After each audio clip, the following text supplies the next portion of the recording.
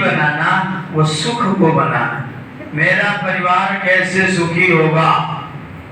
और एक बात और ध्यान रखना, साधन से सुखी नहीं होता, साधना से सुखी होता है।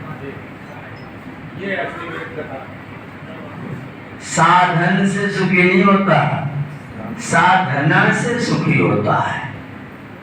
साधन घर भर में भरे पड़े हों और साधना जीवन की ना हो तो कोई साधन तुमको सुखी नहीं कर सकता है।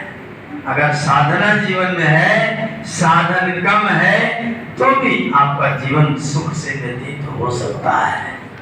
खीर रोज खाएगा तो बीमार हो सकता है, और खीर खाने के चक्कर में झगड़ा भी कर सकता है। और रोटी रोज खाए लेकिन प्रेम से एक दूसरे के मुंह में खिला खिला के खाए तो शायद खीर से ज्यादा स्वस्थ रहेगा और आपस में आनंद की मात्रा भी ज्यादा रहेगी। गमों की आंच पर आंसू उबाल कर देखो, बनेगा रंग किसी पर भी डाल कर देखो। तुम्हारे दिल की चुभन भी जरूर कम होगी, किसी के पांव से कांटा निकाल कर देखो। तुम्हारे दिल की चुभन भी जरूर कम होगी, किसी के पांव से कांटा निकाल कर देखो। अगर तुम किसी के पांव से कांटा निकालते हो तो तुम्हारी भी चुभन कुछ न कुछ अवश्य कम होगी। इसलिए मैं वेद के प्रमाण के आधार पर आपसे निवेदन करना चाहता हूँ, एक धुरी बनाओ, एक केंद्र बनाओ। और केंद्र क्या होगा? मेरा परिवार सुखी कैसे रहेगा। आप बहुत ज्ञानी हैं और सब दुखी हैं। आप बहुत ज्ञानी हैं, इतने बड़े उपदेशक हैं और सब दुखी हैं। आप जहां जाते वहां सब लोग एकदम से अटेंडेंट हो जाते हैं। तो मैं तो बिल्कुल नहीं मानता हूँ कि आप बहुत बड़े ज्ञानी। मेरी दृष्टि में मैं उस व्यक्ति को ज्ञानी नहीं मानता जिसके कारण सब लोग दुखी हों। अगर आप ज्ञानी हैं तो आपके कारण लोगों का सुख। ज्ञान का परिणाम क्या है? सुख। ज्ञान का ज्ञानान्मुक्ति। ज्ञान होगा तो दुख से मुक्ति मिलेगी। और आप ज्ञानी हैं और आपके कारण सब दुखी हैं, तो फिर आप ज्ञानी हैं? मैं नहीं मानता, चाहे जितनी किताब याद हो। अगर आपके कारण से जो आपके साहचर्य में आता है वो आनंदित हो जाता है तो निश्चित तौर पर आप ज्ञानी हैं, भले आपने कोई किताब न पढ़ रखी हो और आपको बहुत किताब याद हो और आप सबके टेंशन के कारण बने हो, तो फिर आपको मैं ज्ञानी समझने से नहीं रहता, मैं आपको ज्ञानी नहीं समझता। इसलिए सुख को केंद्र बनाओ। मैं सुखी कैसे होऊंगा, मेरा सुख कैसे बढ़े? जो परमात्मा आनंद स्वरूप परमात्मा है, आनंद स्वरूप परमात्मा का भक्त अगर सबको दुखी करता है, इसका मतलब वो आनंद स्वरूप की उपासना कर नहीं रहा है। उपास्य के गुण उपासक में नहीं आए तो फिर उपासना ठीक नहीं हो रही है। उपास्य के गुण उपासक में नहीं आए तो फिर उपासना ठीक नहीं हो रही। उपासना ठीक तब मानी जाएगी जब उपास्य के गुण उपासक में आए और मेरा उपास्य आनंददायक है तो फिर मुझे भी आनंददायक होना चाहिए।